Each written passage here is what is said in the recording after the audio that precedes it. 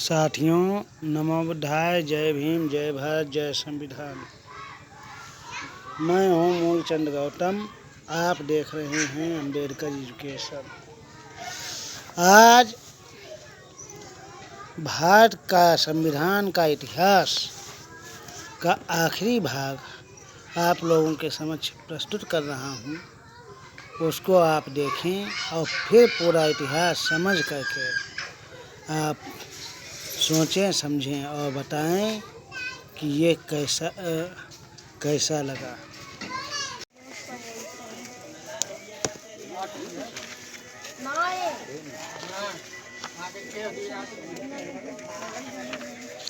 आइएगा, अब देखते हैं 1892 का भारत शासन अधिनियम। अप्रत्यक्ष चुनाव प्रणाली की शुरुआत हुई। इसके द्वारा राजस्व एवं व्यय अथवा बजट पर बहस करने तथा कार्यकारिणी से प्रश्न पूछने की शक्ति दी गई। 1909 का भारत शासन अधिनियम। मानव मिनटे सुधार। पहली बार मुस्लिम समुदाय के लिए पृथक प्रतिनिधित्व का बंद किया गया। भारतीयों के लिए सचिव एवं गवर्नर जनरल की कार्यकारिणी परिषदों में नियुक्ति की गई। इसके केंद्रीय और प्रांतीय परिषदों को पहली बार बजट पर वाद विवाद करने सार्वजनिक हित के विषयों पर प्रस्ताव पेश करने, पूरक प्रश्न पूछने और मत देने का अधिकार मिला। प्रांतीय विधान परिषदों की संख्या में वृद्धि की गई। 1919 का भारत शासन अधिनियम। मॉन्टेग्यू चेम्सफोर्ड सुधार। केंद्र द्विशासनात्मक विधायिका की स्थापना की गई। प्रथम राज्य परिषद, दूसरी केंद्रीय विधानसभा। राज्य परिषद के सदस्यों की संख्या 60 थी, जिसमें 34 निर्वाचित होते थे। उनका कार्यकाल 5 साल का होता था।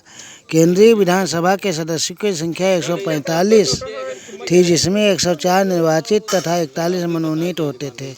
इनका कार्यकाल 3 वर्षों का था। दोनों सदनों के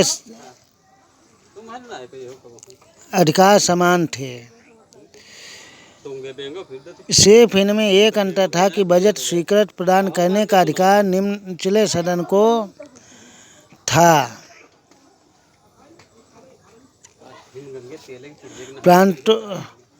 प्रांतों में द्वैध शासन प्रणाली का परिवर्तन किया गया। इस योजना के अनुसार प्रांतीय विषयों को 2 बंधों में विभाजित किया गया। आरक्षित, हस्तांतरित। आरक्षित विषय थे वित्त, भूमि, कर, अकाला सहायता, न्याय, पुलिस, पेंशन, आपराधिक जातियाँ, क्रिमिनल ट्रेबिस, छापा खाना, समाचार पत्र, सिंचाई, जलमार्ग, खान कारखाना, बिजली, गैस, बॉयलर, श्रमिक कल्याण, औद्योगिक विवाद, मोटर गाड़ियाँ, छोटे बंदरगाह एवं सार्वजनिक सेवाएं आदि। हस्तांतरित विषय शिक्षा, पुस्तकालय, संग्रहालय, स्थानीय स्वायत्त शासन, चिकित्सा सहायता, सार्वजनिक निर्माण विभाग, आबकारी उद्योग, तेल तथा माप, सार्वजनिक मनोरंजन पर नियंत्रण, धार्मिक तथा आग्रहदान आदि। आरक्षित विषय का प्रशासन गवर्नर जनरल अपनी कार्यकारिणी परिषद के माध्यम से करता था, जबकि हस्तांतरित विषय का प्रशासन प्रांतीय विधानमंडल के प्रति उत्तरदायी मंत्रियों द्वारा किया जाता था। द्वैध शासन प्रणाली को 1935 ईस्वी के एक्ट द्वारा समाप्त कर दिया गया। भारत सचिव को अधिकार दिया गया कि वह भारत में महालेखा परीक्षक की नियुक्ति कर सकता है। इस अधिनियम में लोक सेवा आयोग का गठन का प्रावधान था। 1935 का भारत शासन अधिनियम। 1935 के अधिनियम में 451 धाराएं और 15 परिशिष्ट थे। इस अधिनियम की मुख्य विशेषताएं इस प्रकार हैं। अखिल भारतीय संघ। यह संघ 11 ब्रिटिश प्रांतों, 6 चीफ कमिश्नर क्षेत्रों और उन देशी रियासतों से मिलकर बना था जो सुरक्षा से संघ में सम्मिलित हों। प्रांतों के लिए संघ में सम्मिलित होना अनिवार्य था, किंतु देशी रियासतों का यह ऐच्छिक था। देशी रियासतें संघ में सम्मिलित नहीं हुई और प्रस्तावित संघ की स्थापना संबंधी घोषणा पत्र जारी करने का अवसर नहीं आया। प्रांतीय स्वायत्तता। इस अधिनियम के द्वारा प्रांतों में द्वैध शासन व्यवस्था का अंत कर उन्हें एक स्वतंत्र और स्वशासित संवैधानिक आधार प्रदान किया गया। केंद्र में द्वैध शासन की स्थापना। कुछ संघीय विषयों, सुरक्षा, वैदेशिक संबंध, धार्मिक मामलों को गवर्नर जनरल को सहायता एवं परामर्श देने हेतु मंत्रिमंडल की व्यवस्था की गई, जो मंत्रिमंडल व्यवस्थापिका का उत्तरदायी था।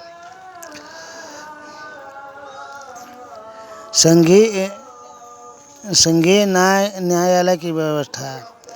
इसका अधिकार क्षेत्र प्रांतों तथा रियासतों तक विस्तृत था। इस न्यायालय में एक मुख्य न्यायाधीश तथा 2 अन्य न्यायाधीशों की व्यवस्था की गई। न्यायालय से संबंधित शक्ति ब्रिटिश काउंसिल लंदन को प्राप्त थी। ब्रिटिश संसद की सर्वोच्चता। इस अधिनियम में किसी प्रकार का परिवर्तन अधिकार ब्रिटिश संसद के पास था। प्रांतीय विधानमंडल और संघीय व्यवस्थापिका इनमें से किसी प्रकार का परिवर्तन नहीं कर सकते थे। भारत परिषद का अंत। इस अधिनियम द्वारा भारत परिषद का अंत कर दिया गया। सांप्रदायिक निर्वाचन पद्धति का विस्तार। संघीय प्रांतीय व्यवस्थापिकाओं में विभिन्न संप्रदायों को प्रतिनिधित्व देने के लिए सांप्रदायिक निर्वाचन पद्धति जारी रखा गया और उसका विस्तार असल भारतीय ईसाइयों, यूरोपियों और हरिजनों को भी दिया गया। इस अधिनियम में प्रस्तावना का अभाव था। इसके द्वारा वर्मा को भारत से अलग कर दिया गया, अदन को इंग्लैंड का निवेशिक कार्यालय के अधीन कर दिया गया और बरार के मध्य प्रांत में शामिल कर दिया गया।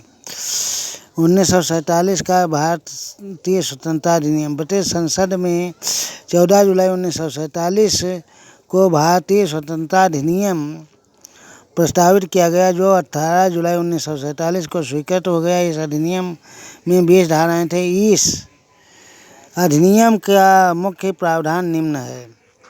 2 अधिराज्यों की स्थापना। 15 अगस्त 1947 को भारत एवं पाकिस्तान 2 अधिराज्य बना दिए जाएंगे और उनको ब्रिटिश का सत्ता सौंप देगी। सत्ता का उत्तरदायित्व दोनों अधिराज्यों की संविधान सभा को सौंपी जाएगी।